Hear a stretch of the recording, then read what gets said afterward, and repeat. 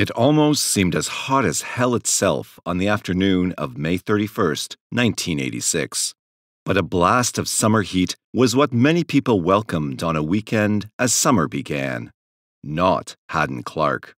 Hadden, 35, stood outside of his brother Jeffrey's empty home, sweating in the 92-degree heat.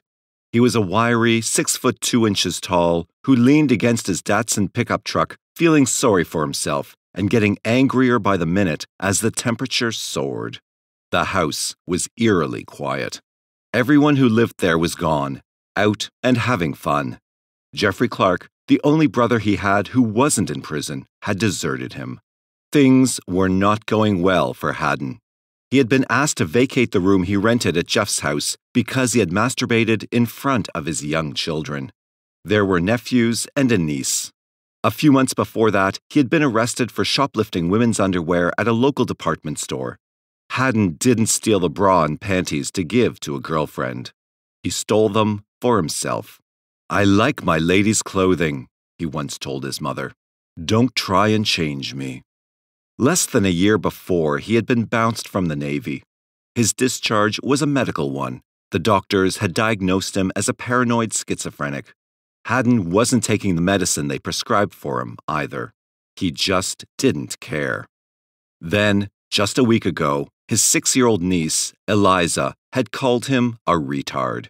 He wanted to kill her for that remark. It wouldn't have been the first time he had murdered someone who dissed him. So Hadden stood there, seething in the hot sun, about to go into his brother's residence on Sudbury Road in Silver Spring, Maryland, to pick up the last box of his belongings. As he began to move towards the house, a little girl walked up to him. What was her name? He had seen her around the neighborhood several times. Was it Kelly, Shelley, Michelle? That was it, Michelle. The tyke with the bangs and the freckles over the bridge of her nose was Eliza's weekend friend, the daughter of a divorced man down the street who had custody of her on weekends. Michelle was wearing a pink ruffled swimsuit that was still wet from playing in a plastic backyard pool. "Where's Eliza?" It was then that Hadden Clark knew he had to get back at his niece for calling him a retard. Nobody who crossed him got away with stuff like that for long. "She's in the house, upstairs in her room, playing with dolls. You can go inside if you like." He watched Michelle wander into the house and heard her steps as she walked up the stairs of his brother's silent home. When she was out of sight, he walked around to the back of his truck and pulled a toolbox towards him.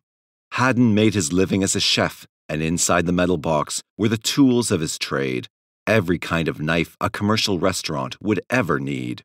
There were deboning knives, carving knives, and fish filleting knives with serrated blades, meat cleavers, and more. Each had been honed to its maximum degree of sharpness. Hadden selected a 12-inch long chef's knife and casually strolled into the house and up the stairs of his brother's house. Life hadn't treated Michelle's father, Carl Dorr, well. His 2 college degrees, one in economics, the other in psychology, hadn't done much for him, and by the mid-1980s, he had settled into a series of jobs where he spray-painted cars on commission. His personal life was worse. He had married Michelle's mother, Dorothy, in 1978, but after their daughter was born, the marriage not only fell apart, but evolved into a brutal battle. There were times when Carl would slap his wife around in front of Michelle, with the emotional toll falling on Michelle. The stress made the little girl stutter and grind her teeth at night. She had seen too much for a 6-year-old, Dorothy would tell the Washington Post. Once, on Valentine's Day of 1976, Carl had showed up at his estranged wife's house and refused to leave. He told her if there was a divorce hearing, he would lie under oath, say she was an adulteress, an unfit mother, and if he lost, he would kidnap Michelle at the school bus stop. Then, according to Dorothy, he threw her against the wall and beat her, causing cuts and bruises. Though both were setting up their daughter for an adulthood that would require weekly visits to a psychiatrist, each loved the little girl. Carl looked forward to the weekends with his daughter, and that certainly was the case the last 2 days of May 1986, when he picked up Michelle from her mother. They had dinner at McDonald's, he bought her a toy at the 7-Eleven, rented her a kids' movie from a video store, and on that hot Saturday, he filled the plastic swimming pool at noon, promising to take her to a big neighborhood pool at 4 that afternoon. She showed off for him for a few minutes, and then Carl went into the house to watch the Indianapolis 500 auto race. Carl's rented house was 2 doors down from Jeffrey Clark's home. And while he watched Rick Mears and Bobby Rahal average 171 miles per hour, a record, he forgot to check on his little girl outside. She soon grew bored playing alone and wandered down the street looking for Eliza Clark. Minutes later, Hadden Clark was tiptoeing up the stairs of the empty house after her, a knife in his hand that appeared to be as big as his intended victim. He followed her into Eliza's room. Hadden threw the little girl to the floor and was on her so fast she didn't get a chance to scream. The first slash was a backhand, from left to right across her chest. The second went back the other way, almost like Zorro making the Z sign. She fell back in shock, and he straddled her, putting his free hand over her mouth. She surprised him by biting his hand. That made him very angry, and he plunged the 12-inch knife straight through her throat. Blood was spurting all over the wooden floor of the little bedroom. The room in the old house sloped, and the blood sought the lowest level. Hadden didn't know what to do first. Should he mop up the blood and cover up what he had done, or try to have sex with the dead girl? He tried the sex part first, but couldn't make it work. Hadden raced downstairs to the kitchen and got some plastic trash bags. He ran out to his truck and got some rags and an old navy duffel bag.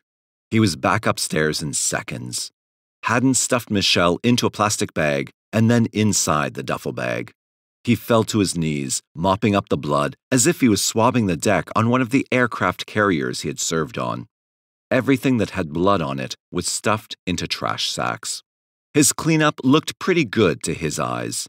Nothing seemed out of place. Nobody would know what had just happened. Hadden threw the body and the bags into the back of his truck. He had to be at his chef's job at the nearby Chevy Chase Country Club in 20 minutes. Being late would be noticed. Carl Dorr looked into the backyard several times. He didn't see Michelle. The pool was still, not a ripple. Still, he wasn't worried. Sudbury Road in Silver Spring, Maryland, was a safe suburban street, 3 miles from the Washington, D.C. border. Nothing exciting had ever happened in this leafy enclave. He had no doubt that his daughter was down the street playing with her pal, Eliza Clark. He stayed relaxed, paying a few bills while he finished watching the auto race. Michelle didn't return. Around 5:30, he wandered over to Clark's house. Jeffrey Clark had returned home and was in the back, barbecuing. His children from his first marriage were there, as was his new girlfriend. Eliza was part of the group. There was no Michelle. Jeff Clark said he hadn't seen Michelle all day. So did his daughter Eliza. Perplexed, Carl walked to the end of the street and saw nothing. The bewildered father began knocking on doors. Nothing. Panic began to set in. He drove through the neighborhood again and then pointed his car in the direction of the nearest police precinct. There, he reported her missing. The moment he did so, he became their prime suspect. Hadden Clark finished his shift at the country club and began driving, the body of the 6-year-old girl in the back of his pickup truck, covered by a metal cap. He stopped off first by the nearby Bethesda Naval Hospital to get the cut on his hand dressed. The free medical privileges were part of his benefits package he received when he was discharged from the Navy. When he left the hospital, it was nearly midnight. Hadden drove towards Baltimore on Old Columbia Pike. When he saw some woods, he pulled over to the shoulder of the road and stopped. He had a ready-made story. If the cops came by, he would tell them he had to pee and couldn't wait. Michelle Dorr's killer grabbed the duffel bag, a flashlight, and a shovel from the back of the truck, stepped over a guardrail, and stumbled down a ravine and into the woods. At the base of a tree, he dug a grave 4 feet long, digging until he hit clay. He took the little girl from the duffel bag and began dropping her in. But there was one more piece of business. He had to taste her. The flesh was his prize. Her death was his revenge. Afterward, he covered her body with parts of an old mattress he found nearby and some leaves. He climbed back up the incline and into his truck, driving back to his newly rented room 5 miles from his brother's house. Every rookie cop is told that when a child disappears, he is to first look in the direction of the parents or caregiver. Statistics bear this out. It's usually a 90% chance that either the parents or the caregiver knows what happened to the child. "It's page 1 in the handbook," said Detective Mike Garvey, the first cop to speak with Carl Dorr. And the more they looked at Carl Dorr, the more he looked like their man. After all, hadn't he threatened his wife, saying he would abduct their daughter just 3 months before? Hadn't he and Dorothy been battling over the kid for years? Wasn't Carl the last to see her alive? They went right at him, asking to take a polygraph the very next day. When the polygraph examiner, a local fire marshal, told them that Carl might know more about Michelle's whereabouts than he was telling them, the cops thought they had their man. "It was the good cop, bad cop," Carl later said. "They were right in my face, telling me I'd failed the polygraph exam and that it had been 24 hours and they knew she was dead.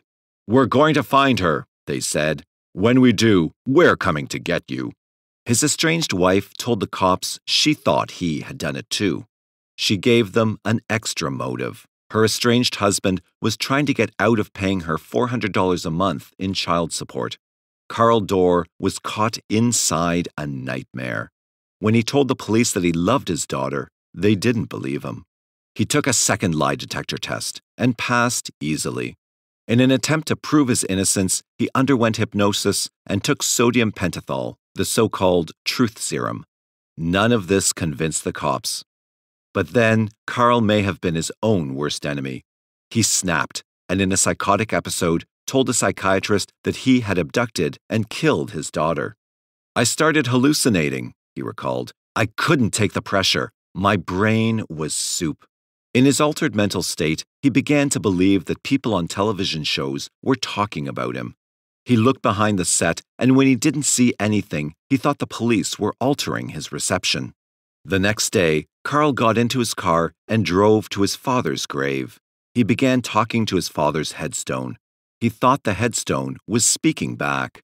His mind was so gone that he began to believe he was God's only son. "I believed that if I could just find Michelle, I could bring her back to life. And if I was able to do that, then I might be Jesus," he said. He began calling himself the White Messiah. The cops took all this to be a form of confession. They had Michelle's father in for questioning again and again. It wasn't long before Carl Dorr was committed to a hospital for 72 hours of psychiatric observation. As soon as he got out, he was hauled in for questioning again. In truth, Carl did have something to hide. Ashamed that he had neglected his daughter that afternoon, he fudged the timeline. The last time he had seen Michelle was around noon on May 31st. But he told the cops it was around 2:10 p.m. The time discrepancy was about to give Hadden Clark a perfect alibi. Detective Wayne Farrell would later recall cruising Sudbury Road on the day after Michelle Dorr vanished. He was grasping for any straw and came upon Hadden Clark in the driveway of his brother's house, tinkering with his truck's engine. "Were you here yesterday?" the cop asked him. "For about 2 or 3 minutes, Hadden claimed. Farrell told Mike Garvey about the encounter. He said he had checked around and that Hadden Clark seemed to be the neighborhood weirdo. Garvey said to bring him in. Farrell called Jeff Clark, and Jeff called Hadden and told him to be at the police precinct the next morning. He was on time, but Garvey let him cool his heels for 10 minutes before going to work on him. Hadden appeared to have an airtight story. He said he had punched his time clock at the country club where he worked at 2:46 that afternoon. Garvey and Farrell did some figuring. If Carl Dorr said he had seen his daughter at 2:10, then Hadden Clark couldn't have found, abducted, or killed someone and then hit a body within 36 minutes. That was nearly impossible. Still, they weren't about to let him walk out without being questioned. They went soft on him at first, asking him about the rabbits he had raised behind his brother's house and his life before moving in with his brother. They gradually began asking him about the children in the neighborhood, and Hadden opened up, complaining that one of the little boys had once kicked him in the testicles while he played with a group. He also confessed he had once playfully pinned a little girl to the ground. Garvey jumped on the admission. "Is that what you did with Michelle?" He pulled out a photo of the little girl, and when he did, Hadden began rocking back and forth in his chair. Tears appeared in his eyes, and he wouldn't look at the photo. "Is that what you did with Michelle?" Garvey asked again. Hadden mumbled an answer and then did something the cops weren't prepared for. "I feel sick. Do you have a bathroom?" he asked. He went into the police station bathroom and began vomiting loudly into the toilet. The cops were right behind him. "What did you do?" Garvey shouted into the stall. "The parents need to know. Tell me what happened." "They need to bury their child." "Was it an accident? Let's talk about it." The suspect answered by retching loudly. As he continued to vomit into the toilet, Garvey slid a photo of Michelle Dorr under the stall door. "What did you do?" Hadden made what was later viewed as a partial confession. "I don't know," he said between heaves. "I may have done something. Sometimes I black out and do things I don't remember." They were close, inches away from an arrest. But Hadden seemed to get a second wind. He said he had worked that day and mentioned the 246 punch-in again. Garvey checked his notes again. Clark was crazy, maybe, but you can't kill or kidnap someone, then dump or hide a body, and then get to work, which was nearly 10 miles away, in that kind of time frame.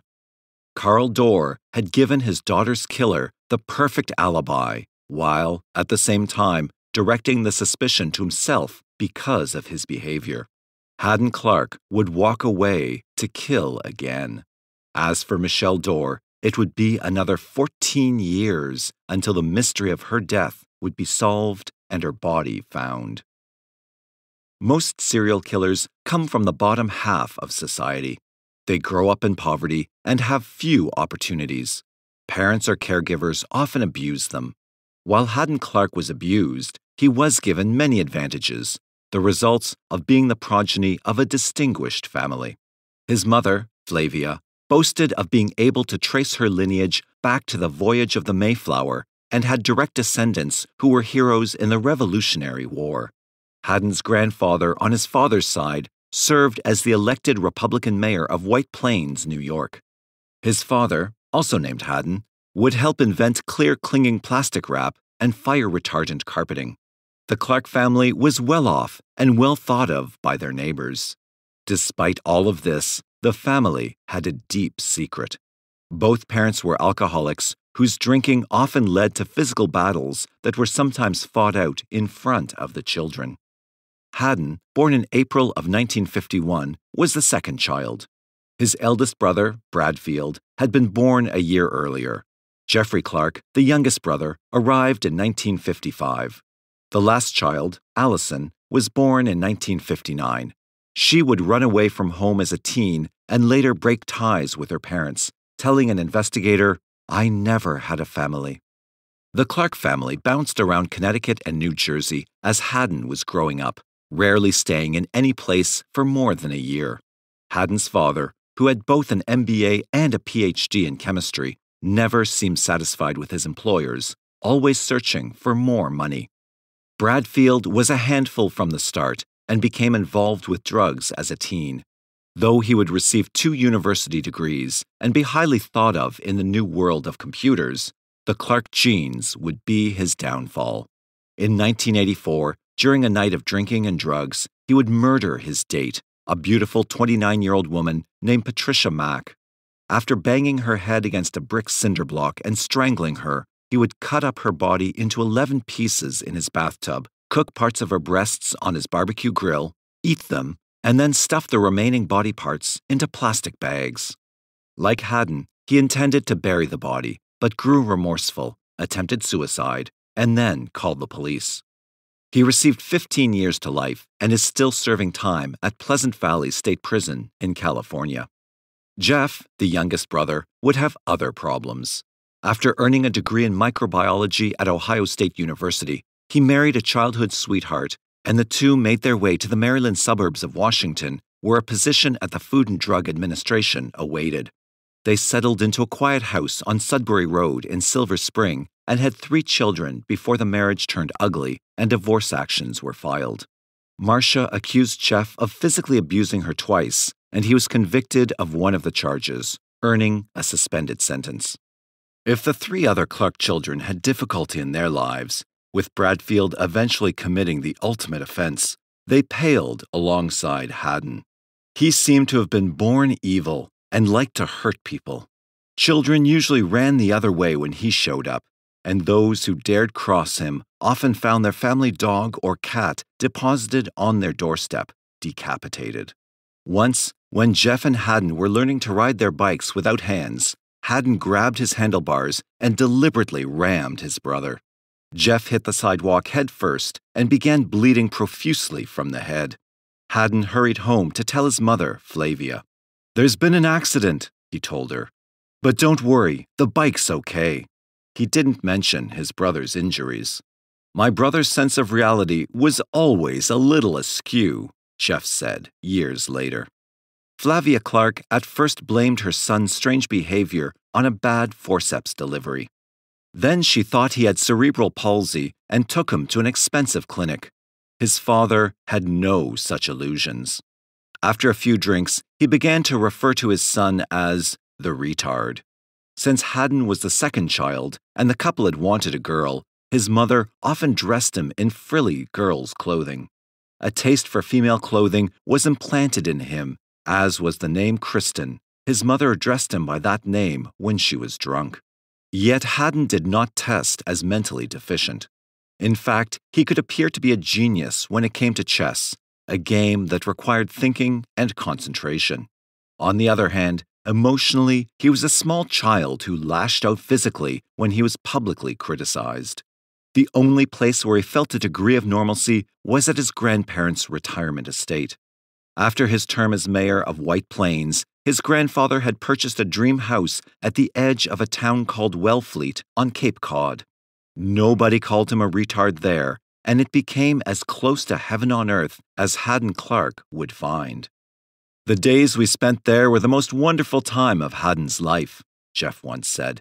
"They were for all of us." Flavia Clark wanted her son to have a trade, and so she enrolled him at the prestigious Culinary Institute of America, a 2-year chef school in Hyde Park, New York. There, he surprised everyone by demonstrating a real talent for carving ice sculptures and figures from tallow. His chef's education was not without incidents. Hadden retaliated against slights by urinating into vats of mashed potatoes. Still, he passed enough courses to graduate from the Cooking Academy in January of 1974. In a rare display of solidarity, Hadden's entire family showed up for the graduation ceremony. The degree from a top-flight chef school enabled Hadden Clark to pick and choose employers, at first. But he was never able to keep a job for more than a few months. His strange behavior, like openly chugging beef blood in a restaurant's kitchen, did not endear him to fellow employees or employers. His first jobs were in Provincetown on Cape Cod, where years later he would confess to killing several women in the sand dunes nearby.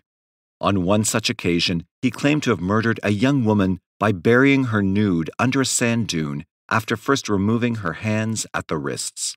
Hadden told police he used her fingers as experimental bait for surf fishing, a hobby he had become proficient in while living on the Cape. After being shunned by restaurant owners in the beach towns of Massachusetts, Hadden Clark did a 1-year stint on the cruise ship SS Norway. After that, there were jobs in Long Island banquet halls and a 3-week assignment at the 1980 Olympics in Lake Placid, New York. In all, Hadden Clark would hold 14 different jobs between 1974 and 1982. During that time, his family disintegrated further. His grandfather died, and his grandmother, in poor health, entered a nursing home. His parents divorced, with his father dying soon after from cancer. Hadden, an unsuspected murderer many times over, entered the U.S. Navy as a below-deck cook. It was his last chance at a career. But his shipmates didn't understand a sailor who often wore frilly ladies' panties under his uniform. There were beatings. Once, he was locked in a meat freezer for 3 hours. The Navy tried moving him to new ships, but there were incidents. After a final beating where he suffered a concussion from his head being banged against an aircraft carrier's deck, Hadden was given a medical discharge, diagnosed as a paranoid schizophrenic. He soon showed up on his brother Jeff's doorstep, which resulted in the brutal killing of little 6-year-old Michelle Dorr, with the police believing that her father, and not Hadden Clark, was their prime suspect. Hadden Clark's mental state deteriorated over the next 5 years, although his appearance and his behavior weren't bad enough to get him committed to an institution. He eschewed rental rooms and began living under the cap of his pickup truck, often setting up camp in woods just off an interstate highway. His days as a chef were over. Nobody would hire him. He worked odd jobs as a minimum wage gardener sent out by homeless groups, and at night he would toil at fast food shops. Hadden had plenty of money. Living alone in the woods cost nothing. By 1990, he had saved nearly $40,000. During those years, there were plenty of warnings. The legal system that had focused on Carl Dorr and not Hadden Clark continued to look the other way. In September of 1988, Hadden Clark visited his mother, who was now living in Rhode Island. During his stay, he began stealing items from her house. Flavia caught him and screamed in anger. "What are you doing, stealing from me?" she yelled. Hadden knocked his mother down and began kicking her. Then he jumped into his truck and tried to run her over. She jumped aside just in time. The next day, she charged her son with assault and battery. Hadden got a year's probation. Flavia, devastated by Brad's murder conviction and Hadden's assault, wanted nothing to do with her progeny anymore. She wrote a letter to Hadden saying she was going to pretend that he was dead until he got some help from a veterans hospital. "Always remember that your mother and father loved you," she wrote. The word loved, written in the past tense, did not go unnoticed. In 1988, Hadden Clark was stopped for speeding in Rhode Island. Underneath the driver's seat was a .38 caliber Astra handgun. The same police department that had focused on Carl Dorr and not Michelle Dorr's murderer let him go after he pled guilty to a destruction of property charge that had occurred earlier in the year. He was able to walk away with another suspended sentence and probation, a slap on the wrist that now extended into 2 states. The destruction of property charge was particularly egregious and showed his temper was far from under control. In his last rental before going to live inside his truck in the woods, Hadden was bounced from a house in Bethesda, Maryland, because, as his landlord said, he seemed crazy and evil. But before he left, he literally booby-trapped the house. Hadden began by balancing a 10-gallon can of oil on top of a door so that it would spill when the door was pushed open. After spraying black dye on the living room carpet, he hid rotting fish heads inside the family's piano, chimney, and stove. As a final act of revenge, he killed both of the family cats, placing one dead feline on the front door welcome mat and the other inside the refrigerator. Finally, he stole several inconsequential items that ranged from books to tools, even the family's vacuum cleaner. The smell of decaying fish permeated the house and was extremely difficult to eradicate, the charging document read. Yet, the combination of a gun possession charge and vandalism set off no alarm bells about the man the local cops had once, albeit briefly, suspected of killing a 6-year-old girl. There were times that Hadden Clark attempted to get help. He would often show up at a local veterans hospital, but after staying a few days and getting a few doses of Haldol, the antipsychotic drug, he would bolt from the ward and return to his woods. A doctor's diagnosis was a warning. His mental state is psychosis with questionable etiology. He states that birds and squirrels talk to him and keep him company. He is tearful at times with intermittent outbursts of anger and agitation. He is a potential danger to himself through poor judgment and self-defeating behavior. Hadden's own words, as recorded by the hospital's doctors, were chilling. "I think I have a split personality," he said. "I don't like to hurt people, but I do things I am not aware of." In February of 1989, local police again arrested Hadden Clark. This time there was a 17-count criminal indictment. 15 of the counts were for theft. The acts were unusual. Hadden Clark had dressed in women's clothing and visited a number of area churches. While women inside the churches attended choir practice, he visited the cloakroom and stole both their purses and their coats. On the day he was arrested, he pulled over to the shoulder of a park road and tinkered with his car. When the police offered assistance, Hadden panicked. He began fumbling around in the front seat, attempting to hide some of the women's coats and purses. "No, no," he told the cops. "You can't go in my truck." It was too late. The police had seen a black gun holster hanging at the top of a seatbelt restraint. They wanted to see what else he had. When they saw the women's purses and coats, they asked if he owned them. Hadden Clark said he did. "They're yours?" the incredulous cop asked. "Yes," Hadden Clark answered. "I'm a woman." The cops searched further. There were women's wigs, a hypodermic syringe, women's dresses, and a thick roll of cash. Arrested, he finally served some jail time. He stayed inside for 45 days before he posted bail, but later boasted that he did the jail time on purpose because it was more comfortable in the county detention center than outside in the freezing February cold. He began to like the 3 meals a day, a roof over his head, and movies every Thursday. He was almost reluctant to leave when spring arrived. Although some of the charges were dropped in exchange for a guilty plea on 2 counts, the sentencing guidelines still called for 3 months to 2 years. Again, there was probation, even though he was already on probation in Maryland and Rhode Island. Why such a minimum penalty? The defendant has serious medical problems and is now addressing them, Rockville, Maryland Judge Irma S. Raker wrote in her sentencing opinion. His public defender, Donald Saltzman, was so sympathetic he wrote a letter for Hadden Clark and instructed him to hand it to any police officer the next time he was arrested. The note read, "To any police officer, I want the help of my lawyer, Donald P. Saltzman, and I want my lawyer to be present before I answer any questions about my case or any other matters. I do not wish to speak to anyone concerning any criminal charges pending against me or anyone else, or any criminal investigation, regardless of whether I am charged. I do not want to be in any lineup or give any handwriting samples, or give any blood, hair, urine, or any other samples unless my lawyer is present." Below the letter was a place for a police officer to sign, and next to that a phrase that said, "To prove that I have read this statement to you, or that you have read it, please sign here."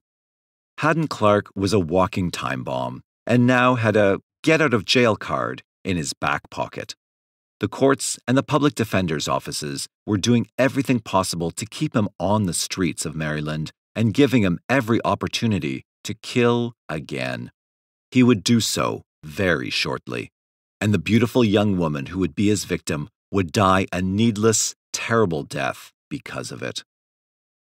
"When I was 5 years old, I got up the courage to ask my mother if she believed in God," Laura Hodling once wrote in a high school essay on life and death.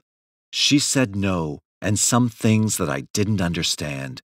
When I asked what would happen when somebody dies if there is no God, she told us she didn't know. That sounded pretty ridiculous and lonely to me, and I was scared because I didn't want anyone to die anymore, and I wished there was a God for my mommy to believe in." Laura Hodling's divorced mother, Penny, was a psychotherapist, and Laura was considered brilliant, someone who was going places in life. Nobody was surprised when she was accepted into Harvard University. Her friends expected great things from the beautiful blonde, who friends sometimes called Twiggy because she was 6 feet tall. "She was going to be president of this country one day," said her close friend, Susanna Monroney. The words were spoken after Hadden Clark killed and tortured her in the worst way possible. Penny Hodling's home in Bethesda, Maryland, was about 10 miles from where Hadden had murdered and cannibalized Michelle Dorr in 1986.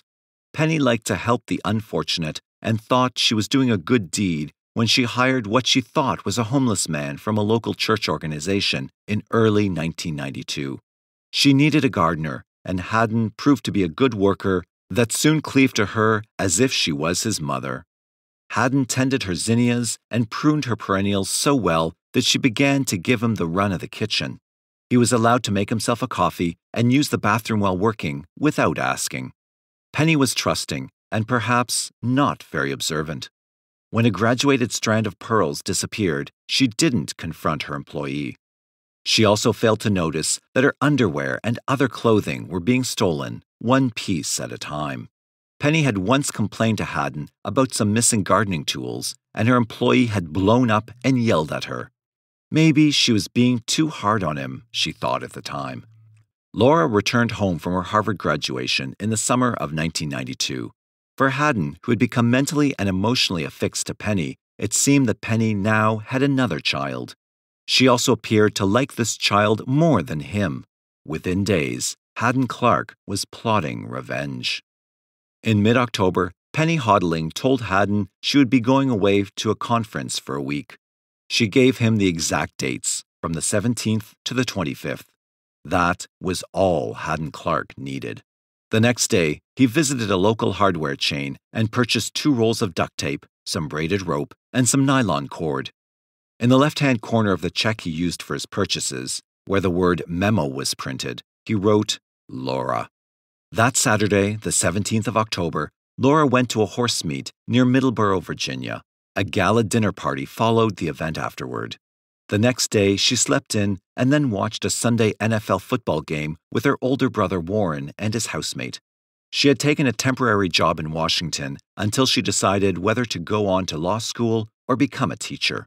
There was a big project at the firm due to start the next morning, and so she went to bed early, just after 10 o'clock. Around midnight, Hadden Clark parked his truck on the street next to the Hodling house. He went to Penny's gardening shed and grabbed the spare house key he knew was kept inside. Hadden didn't look or feel like himself. For starters, he was wearing a woman's wig. Next to his skin, he was wearing Penny Hodling's underwear. He carried a black purse, and over Penny's lingerie, he wore a woman's blouse and slacks. He also wore a woman's trench coat, and underneath the trench coat, he concealed a .22 caliber rifle. He turned the key in the lock, tiptoed silently to Laura's bedroom, and once inside, used the gun to nudge her awake. His first words to her left the young woman speechless. "Why are you in my bed?" he asked. Laura didn't know how to respond. "What are you doing in my bed?" His questions made no sense. "Why are you wearing my clothes?" Hadden asked. Tears fell from Laura's eyes and onto her cheeks. "Tell me I'm Laura," he instructed. "You're Laura. Please don't hurt me."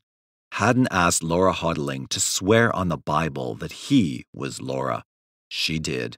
Then, holding the gun on her, he forced Laura to get up, undress, and take a bath. After the cleansing ritual, he led her back into the bedroom and made her lie down on her stomach. His plan was to abduct her, take her to his campsite in the woods, and introduce her to Hadden. He bound her wrists with duct tape, then her ankles. He turned her over and began covering her mouth with the tape, but got so excited he couldn't stop, and the tape soon covered her nose and eyes. She couldn't breathe. Laura struggled until the lack of air suffocated her, and she lay motionless. As Laura lay still, Hadden began removing the tape from her face with a pair of scissors. Excited, his hand slipped, and the sharp shears pierced her neck and caused blood to flow onto the sheets and pillowcase. He became fascinated with the earrings she was wearing and decided to take them for a souvenir. When he had a hard time removing the second one, he simply snipped it off with the sharp scissors, amputating the lower part of her ear and causing more blood to flow. Hadden Clark sat by her bed and watched her nude body for nearly an hour. At 3 a.m, he wrapped her body in a queen-size sheet, slung her over his shoulder, and stashed her remains on a narrow bed under the cap of the rear of his truck. He went back inside and gathered up the bloody evidence, the sheet, mattress pad, and pillowcase, and carried them out along with some trophies. Laura's high school ring, a crystal unicorn, and other personal effects went into his pockets. Then he lay down on her bed and slept. Laura's killer left the house at around 8 that morning. He was wearing the woman's wig and carrying the purse. A housekeeper standing with a child waiting for a school bus would later tell police she thought the person was Laura, headed out to her job. Hadden got in his truck and drove 2 blocks to the parking lot of a nearby church. He backed his truck into a corner of the lot and went to sleep again. Laura's dead body was beside him. While Hadden slept, Laura's employer began calling the house, each time getting an answering machine. It wasn't like Laura to miss work and give no explanation. Concerned, she sent someone out to the house to look around. The young woman, a personal friend, got no answer when she rang the doorbell. Alarmed, she telephoned Laura's brother and began calling her friends. There was no reason to call the police. Yet. After searching the house, Warren Hodling decided to walk the route Laura took to the bus stop that she often used to take her to work. As he walked down the street, he saw Hadden Clark driving towards them in his pickup truck. Hadden was planning another visit to the house for more thievery. Innocently, Warren tried to wave him down to see if the family gardener knew anything about his sister's whereabouts. Indeed, Hadden did pull over, but when Warren walked towards him, he had second thoughts and sped away as if the devil himself was chasing after him. Warren thought the behavior was a bit weird, but then he knew Hadden was a little weird and didn't think much about it. Late that night, he called the police and his mother. The cops told him not to worry. Laura would likely turn up soon, they said. Hadden was frightened after his encounter with Warren. He decided to bury his prize that night. He drove to a spot on Interstate 270, just across the highway from his latest campsite. Laura was heavy. She weighed much more than Michelle Dorr, and he stumbled with a dead weight until he dropped her, just 20 feet from the road. He dug feverishly until there was a shallow grave. He rolled her into it and covered the body with dirt and leaves. In the months to come, animals would discover the body's scent, and they would dig and paw into it, trying to get to the remains. By spring, Laura's wrists and lower extremities would rise above ground, the heavy rains forcing the body upwards. Still nervous after burying Laura Hodling, Hadden Clark drove north towards New England. In Rhode Island, he stopped and stuffed the bloody sheets, mattress pad, and the items he had stolen from Laura in a self-storage locker that he rented by the year. He kept the pillowcase. That way, he could relive the night by burying his face into it. If he wanted a bigger thrill, he could take the bloody sheets out of storage and play with them. He drove back to Washington, feeling pretty proud of himself. By now, the Montgomery County, Maryland cops wanted to speak with Hadden. Warren and Penny had both mentioned his name, and when his description was phoned into headquarters, alarm bells went off. Wasn't he suspected in the disappearance of Michelle Dorr? A still trusting Penny Hodling pooh-poohed the accusation. Hadden wouldn't hurt anyone. He's just a gardener, she said. The cops had other ideas. Mike Garvey's boss, Robert Phillips, was called, and he remembered Garvey's account of Hadden vomiting in the bathroom and his alibi. When he was asked whether or not to bring him in, Phillips nearly exploded. "Hadden Clark? Absolutely! Let's go! Let's get him! That idiot got away once!" he shouted into the phone. The cops called Hadden's voicemail number, and Hadden called back almost immediately. He was cool. No, he wouldn't come by the station right now, he said. He was going to bed in his truck. They would have to wait until tomorrow. After the call, Hadden drove back to the same church parking lot near Penny and Laura's house. He went into his truck, found the bloody pillowcase, and ran into some woods that bordered the church. He threw the pillowcase near the base of a tree and went back to his truck, falling into a troubled sleep. When Hadden arrived the next day, he was escorted by Sue Snyder, head of the local homeless group. The cops were gentle, partly because they had nothing to arrest him for, and partly because he was chaperoned. Hadden, of course, had an alibi for everything except the time Laura was killed. He was sleeping, he said, in his truck. When he left the station, he began crying, and Sue Snyder asked him why. "I feel so bad for Penny and Warren," he said. When Laura failed to turn up, the local cops decided to do a complete search of the area. A dog from the canine unit led them into the woods near Penny's house that bordered the church. There, the dog turned up one of Penny's bras, a woman's blouse, a high-heeled shoe, and Laura's bloodied pillowcase. Taken to a lab, it was determined that the blood was the same type as Laura's. Then the police got lucky. There was a single fingerprint on the blood. The cops hauled Hadden in again.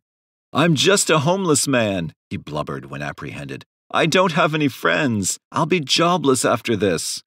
During the interrogation, the cops bluffed. "We found the pillowcase in the woods," he was told. "It had a fingerprint on it. The print was yours." While they had found a fingerprint, it had not yet been identified. They were hoping for a confession, a reaction. Hadden didn't completely crack, but he began whimpering and tears fell. He pulled the wool toboggan he was wearing down over his eyes. "What did you do with Laura Hodling?" a detective growled. "I don't remember," he answered. Despite this statement, the cops again let him go. They still had nothing to hold him on. Over the next few days, using search warrants, the police examined Hadden's bank account and found a copy of the incriminating check their suspect had written to the hardware store. They also located his campsite, searched it, but didn't find Laura. Then the lab confirmed it was Hadden's fingerprint on the bloody pillowcase. The cops found Hadden late that night, sleeping in the back of his truck, his arms wrapped around a one-eyed teddy bear. Hadden Clark would never see freedom again. Faced with overwhelming evidence, even though there was no body, Hadden Clark pled guilty to second-degree murder and received a 30-year sentence in 1993. Within days after his sentencing, he led the police, his lawyers, and the prosecutors to Laura Hodling's body. In prison, Hadden made several mistakes. He began boasting of his many murders, telling inmates in detail about how he killed Michelle Dorr, Laura, and others. The convicts, who hated child killers and who believed that informing on Hadden might also get them early parole, contacted the police. In 1999, he was tried twice. The first was for stealing money from the Mahoney family, which netted him another 10 years. The second, for the murder of Michelle Dorr, where several of his fellow inmates testified against him, got him another 30 years. After the trial, his defense attorney tried to confuse the jurors by pointing the finger at Carl Dorr, which didn't work. After the conviction, a crazed Hadden Clark confessed to a convict who he believed was Jesus Christ. The prisoner did bear a startling resemblance to the popular paintings of the Messiah, and told him where he buried Michelle Dorr. In January of 2000, Hadden led them to the woods and helped to dig up her remains, nearly 14 years after he killed her. One might think that an imprisoned Hadden Clark would then sink into obscurity. Instead, he convinced an FBI serial killing team that he might have murdered as many as a dozen other young women. Between January and April 2000, he and his friend Jesus were escorted to several states, Massachusetts, Connecticut, New Jersey, and Pennsylvania, where he claimed to have murdered young women. To facilitate the search, law enforcement visited a local Kmart where they purchased female clothes and a wig for him to wear while they searched the dunes of Cape Cod. In the end, the search for bodies was fruitless, partly because more than 20 years had passed. Sand dunes had shifted, and sites where Hadden claimed to have buried victims had been covered over with asphalt and were now strip malls. The police, with Hadden's help, did find something that gave credibility to Hadden's claims of more victims. At the edge of his grandfather's former estate, they dug up a large bucket that had about 200 pieces of women's jewelry in it. Several of the items were Laura Hodling's. Hadden claimed to have taken the jewelry from each of his victims as souvenirs. Near the top of the bucket was an exquisite silver wood nymph pin. Hadden Clark told detectives that the pin was his angel of death and that it had been taken from his first victim. He claimed to have worn it, pinned to Penny's clothing, the night he killed Laura Hodling. He's currently serving 2 30-year sentences at Eastern Correctional Institution in Westover, Maryland, for the murders of 6-year-old Michelle Dorr in 1986 and 23-year-old Laura Hodling in 1992. He was also given a 10-year sentence for robbery after stealing from a former landlord. Hadden had no enemies, no friends, just victims. He existed for one reason only: to kill.